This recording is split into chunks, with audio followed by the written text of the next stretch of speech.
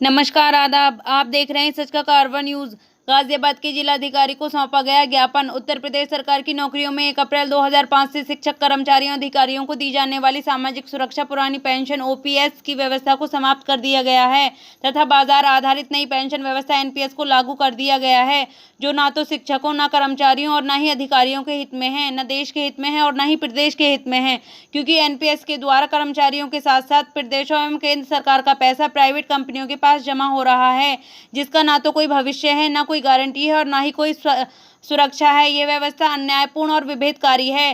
सरकारी संपत्ति देश की धरोहर है। सरकारी संस्थान रोजगार सृजन के माध्यम हैं। सरकारी संस्थाएं हमारे देश का गौरव हैं। इन संस्थानों का निजीकरण करना देश के लिए दुर्भाग्यपूर्ण होगा। इन संस्थाओं की परिसंपत्तियों एवं उनके कार्यरत कर्मचारी देश के विकास में महत्वपूर्ण योगदान दे रहे हैं। इनका निजी हाथों में सौंपना उचित नहीं है। निजीकरण से जनता का शोषण तथा प्राइवेट कंपनियों को लाभ होता है, जो एक कल्याणकारी राज्य की संकल्पना के खिलाफ है। जिला अध्यक्ष मनीष शर्मा अटेवा गाजियाबाद ने कहा, एनपीएस की व्यवस्था को समाप्त करके पुरानी वाली पेंशन व्यवस्था को लागू किया जाए। डॉक्टर एसपी वर्मा अध्यक्ष डिप्लोमा फार्मासिस्ट ने कहा, निजीकरण को सरकारी क्षेत्र से दूर रखा जाए। पेंशन निजीकरण पदयात्रा का आयोजन अटेवा गाजियाबाद के द्वारा किया गया, जिसका भारी समर्थन डिप्लोमा फार्मासिस्ट एसोसिएशन गाजियाबाद, पंचायती राज कर्मचारी संघ पीडब्ल्यूडी, नियमित वर्क चार्ज कर्मचारी संघ, पूर्व माध्यम शिक्षक संघ हापुड़, लेखपाल संघ गाजियाबाद, शारीरिक शिक्षा शिक्षक welfare association Uttar Pradesh LP association Ghaziabad ने अपना पूर्ण समर्थन दिया। पदयात्रा के दौरान मोहम्मद अब्बास, सुधीर त्यागी, संरक्षक सीमा बढ़ाना पाल, प्रदीप, अजय चौहान, गहलोत, नरेंद्र शर्मा, महिपाल सिंह, जाकिर हुसैन, सत्येंद्र सिसोदिया, मोनिका, प्रभा, सुनीता, आरती वर्मा, अमित चौधरी, अनुमान भारद्वाज, श्री अनुज त्यागी, पीडब्ल्यूडी, राजेश शर्मा, पीडब्ल्यूडी सभी संगठनों ने अपने अपने कर्मचारियों के साथ पेंशन निजीकरण पदयात्रा में प्रतिभाग किया। आप देख रहे हैं सच का कारवां न्यूज। पपन ठाकुर की खास रिपोर्ट। एनपीएस निजीकरण बंद करो, सरकारी संपत्ति बेचना बंद करो, पेंशन हक है लेकर रहेंगे, पेंशन हक है लेकर रहेंगे। एनपीएस एक ही मुद्दा एक ही नारा, पुरानी पेंशन हक हमारा। एक ही मुद्दा एक ही नारा, एक ही मुद्दा एक ही नारा, एक ही मुद्दा एक ही नारा। एनपीएस पुरानी पेंशन, पुरानी पेंशन, पुरानी पेंशन। एनपीएस मरे नहीं है, मौन है। 2022 में बताएंगे हम कौन है। मरे नहीं है, मौन है। 2022 में बताएंगे हम कौन है। मरे नहीं है, मौन है। 2022 में बताएंगे हम कौन है। एनपीएस निजीकरण बंद करो, निजीकरण बंद करो, पुरानी पेंशन बहाल करो, पुरानी पेंशन बहाल करो, एनपीएस सरकारी कर्मचारी 62 साल तक अपनी सेवाएं देता है, और जब ऐसी स्थिति में होता है कि उसकी एनपीएस निजीकरण भारत छोड़ो पद यात्रा, जिसमें कि जिला अध्यक्ष हैं हमारे मनीष कुमार शर्मा जी और जिला अध्यक्ष अटेविक गाजियाबाद से हैं। माननीय जी, इनसे हम वार्ता करने के लिए जा रहे हैं, क्योंकि 2001 से कुमार जी हैं। क्या बताना चाहिए, बताइए जरा, कुछ जानकारी दीजिए, क्या किस विषय। पुराने सरकारी कर्मचारियों के खिलाफ बहुत बड़ी नाइंसाफ़ी 2004 में सरकार के द्वारा की गई। केंद्र सरकार ने 1 जनवरी 2004 के बाद में पुरानी पेंशन बंद कर दी गई।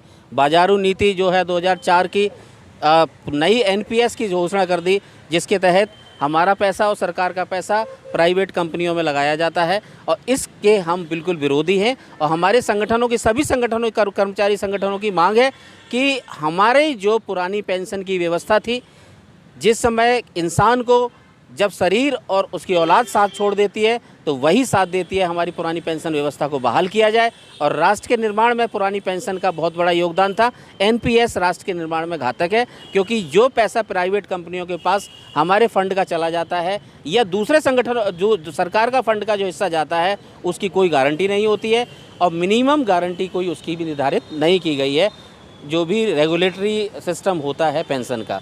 तो हमारी जो मांग है आज की डेट में, पुरानी पेंशन बहाल की जाए, जो हमें 2004 से पहले की व्यवस्था थी प्रदेश में 1 अप्रैल 2005 के बाद में बंद कर दी गई, उसकी बहाली के लिए। और दूसरा, निजीकरण जो सरकारी संपत्तियों का विभागों का हो रहा है उसका हम पूरी तरह से पुरजोर विरोध करते हैं। आज समस्त सरकारी संगठन एक अटेवा के साथ में समर्थन देते हुए पदयात्रा माननीय जिलाधिकारी महोदय के तक जाएंगे और माननीय मुख्यमंत्री जी के लिए हम लोग इसके ज्ञापन प्रेषित करेंगे। ये आपकी जो पेंशन थी ये कब से रुकी हुई है? पेंशन ये पूरे नेशनल लेवल पे 1 जनवरी 2004 के बाद में सेंटर से बंद कर दी गई और प्रदेश सरकार में 1 अप्रैल 2005 से बंद कर दी गई।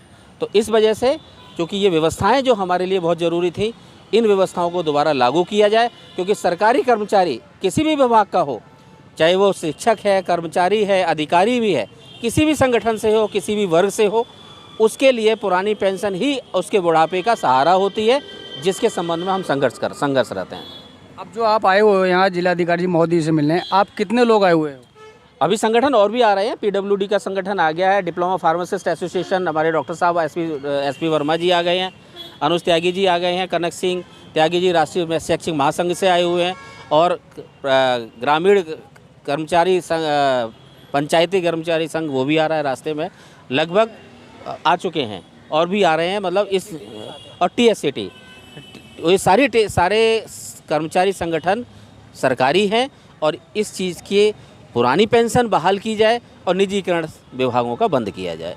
2005 से आप इस कार्य में लगे पड़े हैं, तो आपने कितनी बार जिलाधिकारी जी को ज्ञापन दे चुका है? ये एक्चुअली क्या है, पुरानी पेंशन बहाली का जो निजीकरण बंद करने का काफ़ी संगठनों का है, लेकिन अटेवा का जन्म 2016 में हुआ। तब से प्रदेश से लेकर के NOPS राष्ट्रीय स्तर पर हमारा संगठन है। दिल्ली में भी हम रामलीला मैदान में हम बहुत ज़्यादा इसका पूरा प्रदर्शन कर चुके हैं और इसकी मांग कर चुके हैं।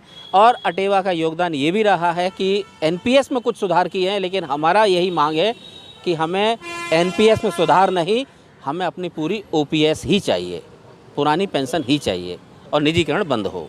क्योंकि जहां OPS से हमारा भविष्य खराब हो रहा है, NPS से हमारा भविष्य खराब हो रहा है, OPS में हमारा ओल्ड पेंशन स्कीम हमारा भविष्य सुरक्षित था, NPS में हम कर्मचारियों का भविष्य खराब है और निजीकरण से हमारा वर्तमान खराब है।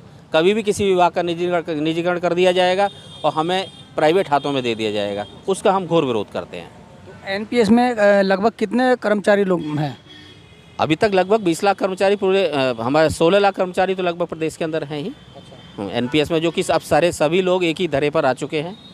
तो 16 लाख कर्मचारियों में आप मुझे तकरीबन यहाँ मुश्किल से 50-60 नज़र आते हैं। ये जनपद स्तरीय धरना है और यहाँ पर अभी सभी हमारे सरकारी विभागों के कार्य प्रभावित ना हो, शांतिपूर्ण पदयात्रा संगठनों के पदाधिकारियों के द्वारा ही है।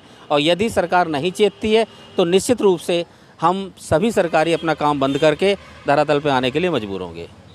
तो अगर ये आप ज्ञापन दे देते हैं, ज्ञापन देने के बाद में आपकी अगर मांग पूरी नहीं हो पाती है तो आगे आप क्या लेके चलेंगे? 21 नवंबर मेरा आह्वान है सभी कर्मचारी संगठनों से, अपने सभी साथियों से, 21 नवंबर लखनऊ में इसका एक प्रदेश स्तरीय बहुत बड़ा धरना होने वाला है कि यदि इसके ऊपर कोई सरकार गंभीरता से नहीं विचार करती है तो निश्चित रूप से हम लखनऊ के अंदर, लखनऊ की धरती पर इतिहास लिखने के लिए तैयार हैं। आपने सुना कि जो NPS निजीकरण भारत छोड़ो पद यात्रा आज कलेक्ट्रेट पर आए हुए हैं और अपनी मांगों को लेकर, इसमें सभी जेंट्स भी हैं और लेडीज़ें भी हैं और सभी अपनी मांगों को लेकर यहाँ खड़े हुए हैं। आप देख रहे हैं सच का कारवा पप्पन ठाकुर के साथ।